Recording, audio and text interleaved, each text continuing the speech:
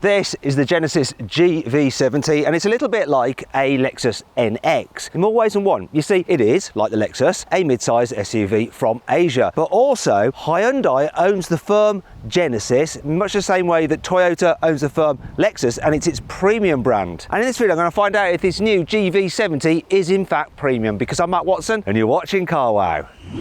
Buy, sell, CarWow.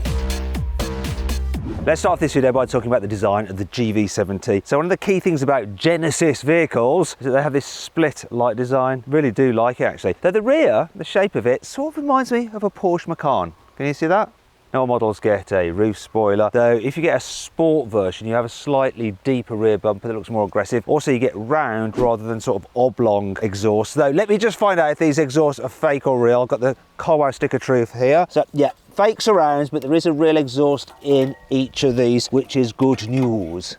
Anyway, enough for that. Let's move down the side. So you've got quite pronounced wheel arches, I like that, and a sloping roof light, so it's slightly coupe-like. Different coloured trim here, depending on which model you go for, and roof bars, once again, depending on which trim level you go for, you get different colours. Alloy wheels start at 19 inches, which is what these are. And they don't look too small either. They do rise up to 21 inches, though I don't really think you need them. Then there's this line that comes right from the front of the car. It's sort of Bentley-esque, but also this part sort of reminds me of an old Jaguar S-Type. Can you see that? Anyhow, moving at the front, really like this crease in the bonnet, and then, as you can see, look, the split light design again here at the front, and then a really cool looking grille, and the Sport also has a deeper, more aggressive front bumper with more air intakes there. Look, air intakes, and yeah, they're real. This is a good looking car. What do you think? Let me know in the comments. Put a pin comment. Do you like the look of this? Yes or no? Anyway, let's talk about the price. So it starts from £41,000. But if you're thinking about buying a new car and you want to make sure you're paying a fair price, you need to head to CarWow, because you can see various offers available on new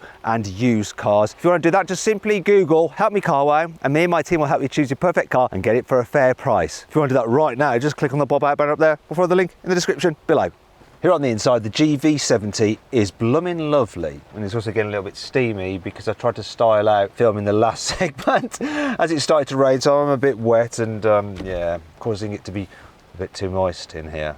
Anyhow, onto the car, enough about me. So, lovely design of the dash, really sweeping, different layers, and up here as well, look at it, there's these elliptical shapes. Yeah, like that, and there and there. That's the general theme going throughout the cabin. And there's another theme, and that's high quality. I mean, lovely leather up here with stitching, lovely leather here, leather all the way here, here, here, here, here. It just feels so expensive. And this one has the upgraded quilted seats, which is just like something you get in a Bentley. I really do like the design, and the steering wheel feels nice. This is the Sport, so it's got 3 spokes. You get 2 spokes on other models, and it's, yeah, the seating position is great. Lots of adjustment, and electrical operation of the steering column. You've got a nice clear digital driver's display. You can cycle through different menus, all very clear, easy to use, and the design of it changes slightly depending on which driving mode you're in. And it has a 3D effect as well. You can't see it on the camera, you need to see it with your eyes for it to work properly, but it's just like you get on a Mercedes S-Class, and that brings on to the fact this car feels like a really premium product. It does feel more expensive inside than the equivalent BMW X3 or Audi Q5. Speaking of which, you get this huge infotainment screen here on all models. Now you can use it as a touch screen, but as you can see it's a bit far to like reach forward when you're driving, so you've got an iDrive-like control here, swivel wheel. The good news is that you don't have to use this to control the climate control, because there's a separate section for it here. So some of it is actual physical buttons, but bits are touchscreeny, although at least they have their own separate touchscreen, so you're not having to delve through menus when you're driving along. Other things I like are this, look, got a little bit of storage under here and your 12-volt socket, and everything just feels expensive. You've got felt in here, you've got a couple of cup holders here, which is where I'm keeping the car's key, and I like this, a little drawer for your mobile phone. Even my big Fold, which is quite long, fits in there, and you've got 2 USB ports as well. And in here is your glove box. Let's see if it opens in an expensive way. You ready for it? It's damped, but it kind of, yeah, flops open a little bit too quickly. That is a minor complaint, because otherwise this is lovely. Okay, last thing, bottle test. Yeah, big bottle fits in there. Practical, comfy, and luxurious. Now, how am I looking? A little bit drenched. Actually, I can check myself out using the huge vanity mirrors. Yep. Still lovely. Now, if you find these videos lovely and you haven't done so already, make sure you subscribe to, I don't know why I'm laughing at my own jokes.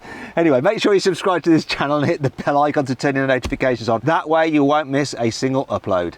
Here in the back of the GV70, knee room is good, headroom's good as well. I love the fact that you can recline the back seats like that. They do recline quite a lot, so Yeah, it's super comfy. My only complaint is that the foot space feels a little bit tight. Yeah. If you like a lot of foot space, click on the pop-out banner up there, follow the link in the description below to watch my in-depth review of the Volvo XC60. That has more room for your feet. Speaking of room for your feet, if you carry 3 people at once, this huge lump in the floor does get in the way, so you end up playing foot wars with passengers either side. Oh well, not a major problem. Tell you what I do like though, the quality just extends back here. It feels really, really expensive. Right down to the feeling of the controls for the climate. Actually, underneath the climate control, you've got 2 USB ports there. Handy. Now I'll go do this test. Go all the way down, go all the way down, go all the way down. Oh, not quite. Bit of a shame because the back window is huge, so you do get a really good view out. Do you have through loading? Not on this car. No. That's someone agreeing with me off camera. You definitely don't. Why don't? It looks like you're going to get it, but you don't. That is annoying. Yeah, a couple of cup holders there. Look, you end up putting your wrist in it, but you get that on loads of cars. And you got some huge door bins. Oh God, even that feels so expensive. There's so much squidgy, soft, yielding material in this car. It feels so premium. And yeah, there's room for your bottle as well. And you got some storage nets here on the seat backs. Yeah, fairly nice back here. Oh yeah, Alcantara headlining. Well, not Alcantara, but Alcantara-like. It really does just feel a lot more expensive than the German counterparts. It really, really does. Really, really, really. Lots of reallys there, just to emphasise the point. Right, back outside again because the rain stopped. I want to show you the boot. I love the way you open it. You just press this button here, look. Don't have to reach down there, anything like that. Very clever.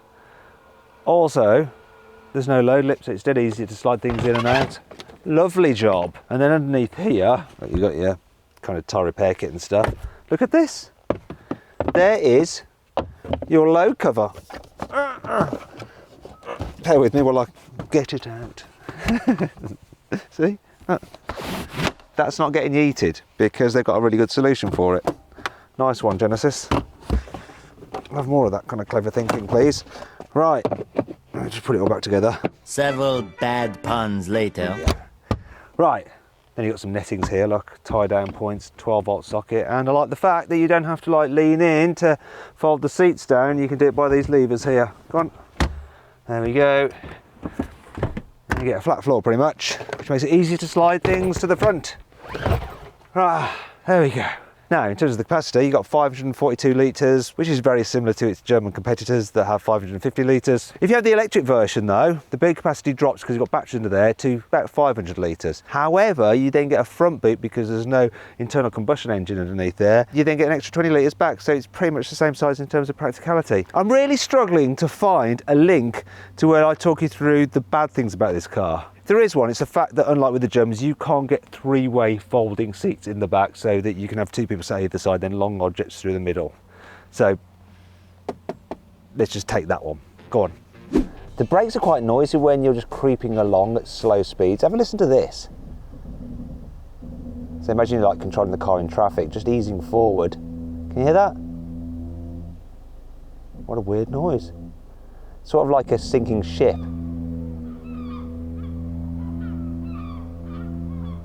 While you have Apple CarPlay and Android Auto, unlike with most new cars, they're not wireless. Look, I'm wired. No, I'm not. Oh dear, I've lost Android Auto now. The reversing camera is located quite low down, which means it quickly gets covered in road grime, especially in the winter. And you have to get out to wipe it occasionally because it doesn't have a little washer like some other systems do. So you just stick it like that there, it's cleaner.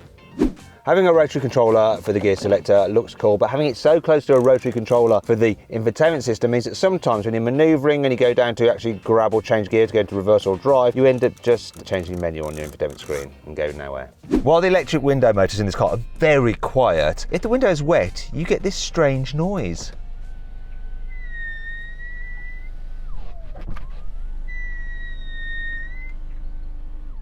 Maybe it's particular to this exact car and the other GV70s don't do it. Or maybe they all do. I don't know. My own experience is this car.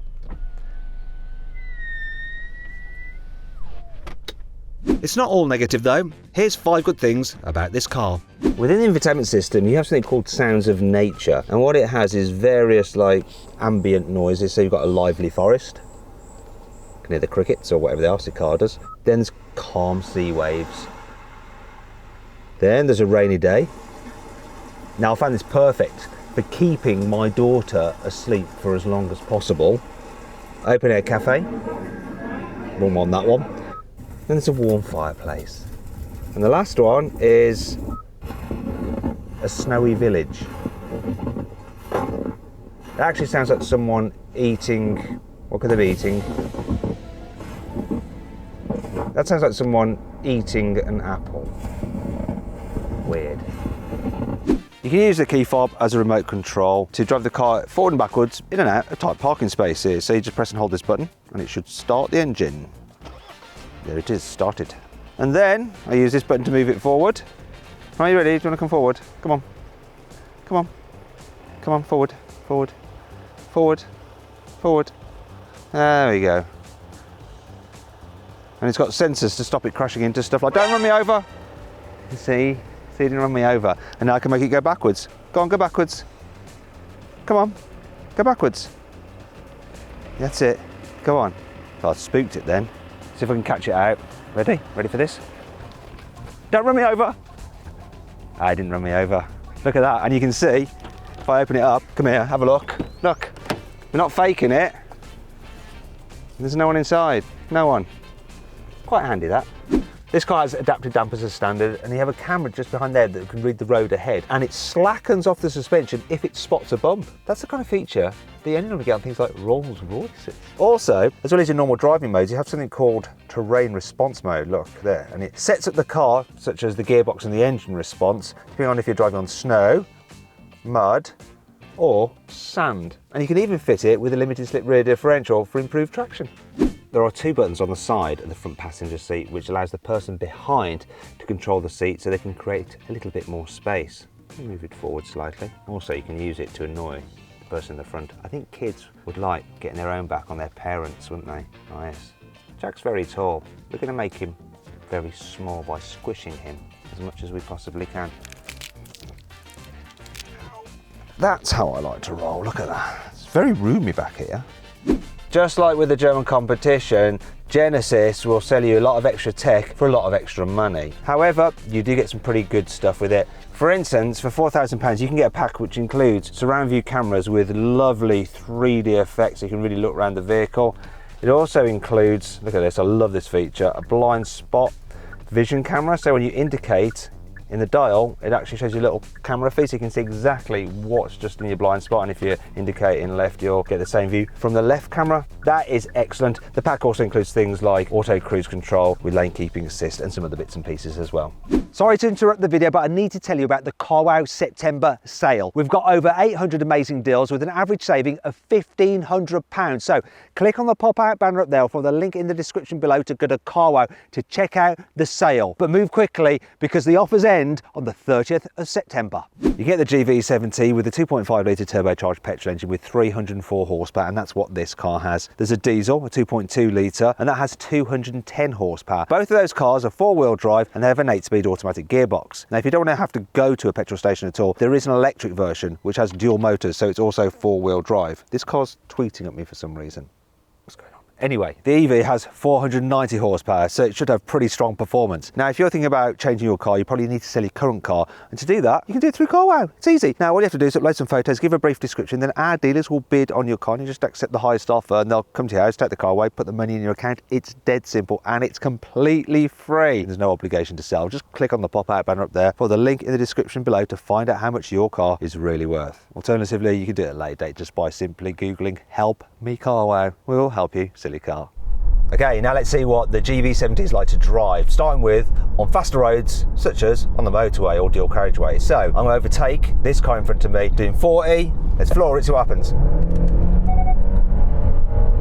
Well, that took a wee while to kick down, but now we're moving. Progress is pretty rapid. Now, I don't know if you heard that. First of all, it's the lane departure warning from the safety system, but also the fact that when you floor it, this petrol engine does get a little bit kind of vocal. Spoils the ambience, which is a bit of a shame because when you're just cruising, this car is very, very quiet. You hardly get any wind noise, you hardly get any road noise. Very relaxing on the motorway. And obviously, if you need it, you've got automatic cruise control with lane keeping assist to keep you safe distance from the car in front and steer to keep you in lane. Really does just take the strain out of longer journeys, as do the really, really comfy seats. Yes, I could do lots of miles in this car, apart from the fact that it's not the most efficient, this petrol model. I'm getting 23.8 miles per gallon. and constantly told off by the lane departure warning. But 23.8 miles per gallon.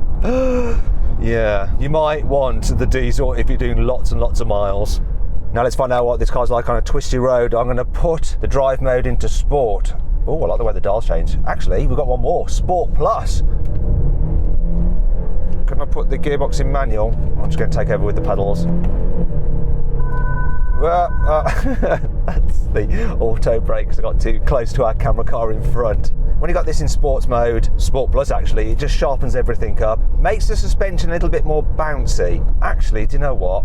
I'm going to go back into comfort because really, this is not a sports car, is it? And now it's dealing with the bumps better. It will mean that it just leans a little bit more in the bends, and this car does lean a bit more than average, say, compared to an Audi Q5 in the bends. If you want to see my full in-depth video review of that car, click on the pop-out banner up there for the link in the description below. The steering's fine though, it's accurate, but it doesn't have such a sporty feel as some other sport SUVs, but I'm fine with that. It does feel a little bit heavier than an Audi Q5. That's a bit more car-like when you're driving it, whereas this is a bit more on the side of SUV. However, it's totally competent on a twisty road.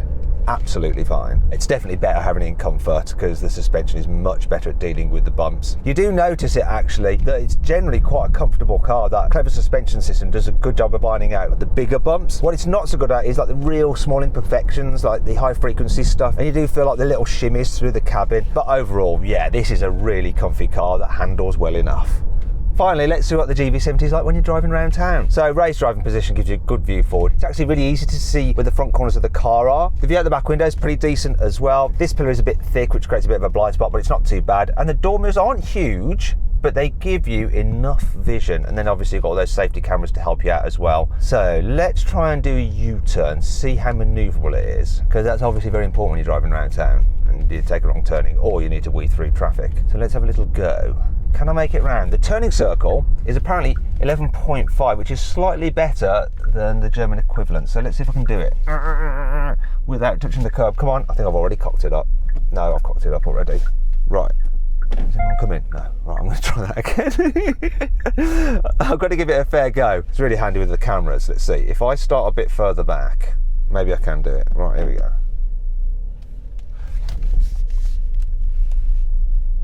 Come on, come on. I haven't touched the curb yet.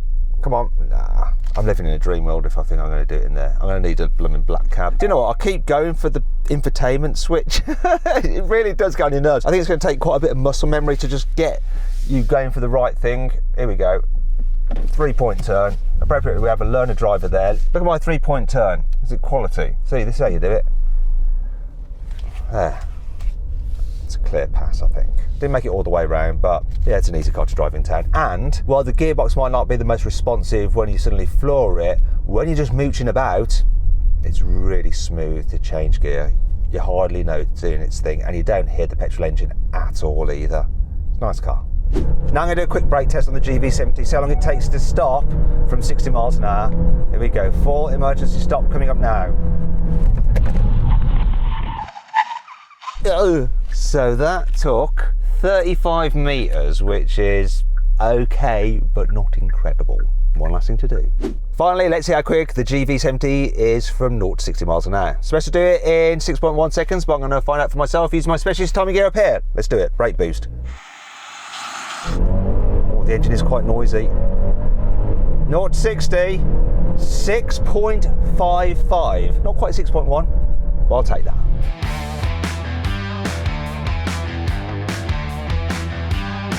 So then, what's my final verdict on the Genesis GV70? Should you avoid it? Should you consider it? Should you shortlist it? Or should you just go right ahead and buy it?